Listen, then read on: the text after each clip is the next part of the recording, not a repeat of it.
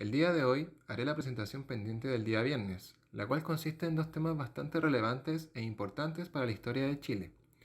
Ambos temas o periodos difieren de tiempo, ya que uno rige en la actualidad, lo que vendría siendo el presidencialismo, y el otro data de hace más de 100 años. No obstante, hasta el día de hoy podemos verlo de manera clara e imponente. Estamos hablando del parlamentarismo. Este periodo tuvo una duración entre los años 1891 y 1925, pero para entender de mejor manera tenemos que remontarnos tiempo atrás, hasta el año 1833, año en el cual se promulga la Constitución, la cual cabe mencionar era de carácter presidencial y que tuvo como principal promulgación el poder dividido entre el legislativo y el ejecutivo, creando un Chile más paritario en cuanto a ideas y liderazgos.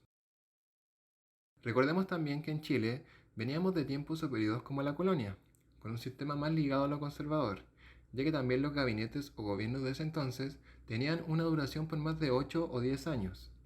Es aquí también en donde empiezan a tomar fuerza los gobiernos liberales, el liberalismo, trayendo consigo una larga guerra interna frente al conservadurismo.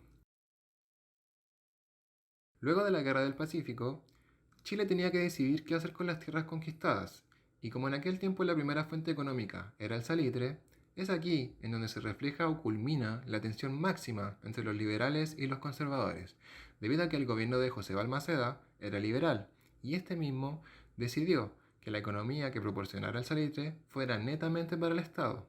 En cambio, los parlamentarios querían brindar las tierras en manos de empresarios privatizados o extranjeros. Y como consecuencia directa, ocurrió la Guerra Civil del año 1891. Es aquí en donde empieza la República Parlamentaria. Posterior a este hecho, Balmaceda desiste del cargo y en el año 1892 termina quitándose la vida, dejando en su acta la frase: "Esta victoria no prevalecerá". Características del sistema parlamentario. El cargo del presidente tendría una duración de 5 años. El presidente también tendría una nula responsabilidad penal y jurídica. Esto quiere decir que era irresponsable mientras dure su periodo. Las leyes periódicas se aprobarían exclusivamente por el Congreso y este mismo a su vez podría interpelar y remover de sus cargos a los ministros del Estado. Y como principal descriptiva de este gobierno, se podría decir que tenía aires de oligarquía, burguesía y aristocracia. Y como factores relevantes, nacen las coaliciones políticas para poder dar respaldo o negativa al presidente, junto a la creación de multipartidos, el pluripartidismo. Estas mismas buscaban erradicar el bipartidismo, el cual consistía en dividir en alianzas a los partidos, entre liberales y conservadores. A raíz de esta situación, debido a tantos votos y personas, comienzan a reflejarse también las políticas antidemocráticas. Tal como se refleja en la imagen de la derecha, los más adinerados tenían la facultad o facilidad de poder ostentar un cargo de relevancia política solo teniendo el factor monetario, como lo son el cohecho y la intervención electoral. Esto trajo consigo problemáticas políticas mientras transcurrían los distintos gobiernos del parlamentarismo. La inconsistencia ideológica fue el problema mayor que desencadenó a otros, ya que, al ser tantos partidos, la mayoría de estos estaban divididos y se generó mucha confusión para el debate. Es más, en estos tiempos, el Parlamento discutía temas externos a la realidad nacional, generando así un estancamiento de leyes las cuales tenían que pasar por la aprobación del Congreso, quienes con soberbia aplazaban estos proyectos gracias al poder de la palabra, teniendo como consecuencia directa un país pobre y sin desarrollo. Además de los problemas políticos en Chile, el país estaba teniendo un alcance enorme en cuanto a tecnología y salud. Es por esto que no solo los latifundistas, sino que muchas personas deciden migrar, lo que conocemos como movimiento migratorio campo-ciudad. La ciudad no estaba preparada para la llegada masiva de campesinos, que por lo cierto eran considerados de clase baja o media y sin estatus alguno. Esto influyó negativamente en el país que ya se encontraba mal gobernado y podemos ver acontecimientos como el alza de productos básicos, la inflación, que generó un desorden económico y repercutió de manera nociva a los nuevos habitantes de la capital.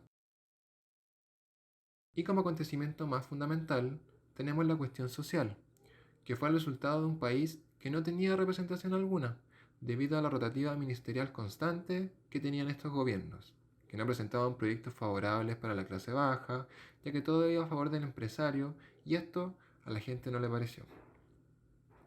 Tal como se grafica en la imagen de la derecha, las personas vivían hacinadas en los conventillos. Esto trajo enfermedades como la tuberculosis, viruelas, entre otros. Las personas no parecían personas.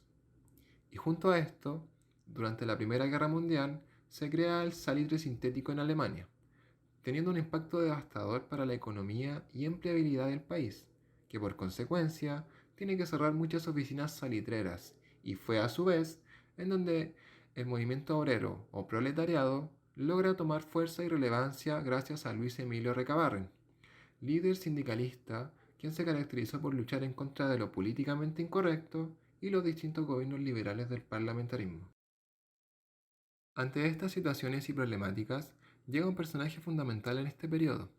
Estamos hablando de Arturo Alessandri Palma, quien gracias a sus campañas y el fuerte apoyo que le brindó a la gente, sale electo presidente en el año 1920 y como primera medida busca reactivar el salitre de manera parcial. Pero, por infortuna, sus demás proyectos se ven afectados por el Congreso, quienes estancaron su gobernamiento tal como ya lo habían hecho con otros anteriormente. Luego de 4 años de interrupciones políticas, llega el 4 de septiembre de 1924, un día que quedará marcado por el ruido de sables, que fue ejecutado por una minoría del ejército, rebeldes, quienes se encontraban descontentos por la situación del país y como modo para ejercer presión, deciden presentarse frente al Congreso y golpear sus sables contra el suelo. Esto a los congresistas no les favorecía, ya que ellos no querían que hubiera un golpe de Estado. Por ende, ceden ante la presión y en las sesiones del 8 y 9 de septiembre son 16 los proyectos que ven la luz, proyectos que estaban estancados hace más de 10 años, y dentro de los más destacados tenemos contratos de trabajo, seguros contra la invalidez, la salud y la discapacidad, la supresión infantil, sociedades cooperativas, tribunales de conciliación y arbitraje laboral, entre otros. 2 días después, Alessandri renuncia a la presidencia por la constante presión que ejercía el ejército hacia su mandato, lo que genera la creación provisoria de la Junta de Gobierno desde esa fecha hasta el 1 de enero de 1925, ya que militares reformistas depusieron y convocaron nuevamente a Alessandri. Es en este año que se reforma la Constitución, y dentro de sus principales características tenemos la división entre el Estado y la Iglesia, y un régimen representativo, de carácter presidencial y con una separación estricta de poderes. Esta se promulgó el 18 de septiembre y tuvo una vigencia hasta el año 1981. También, como factor relevante del mandato de Palma, tenemos la creación del Banco Central, el cual permitió una estabilización monetaria y una enorme mejora para el sistema económico del país. No obstante, Alessandri, en el mes de octubre, decide nuevamente renunciar al cargo, dejando el camino pavimentado para Carlos Ibáñez del Campo. Y bueno, la historia ya la conocemos. Acontecen hechos como la Gran Depresión, Segunda Guerra Mundial, Guerra Fría, dictadura, etc.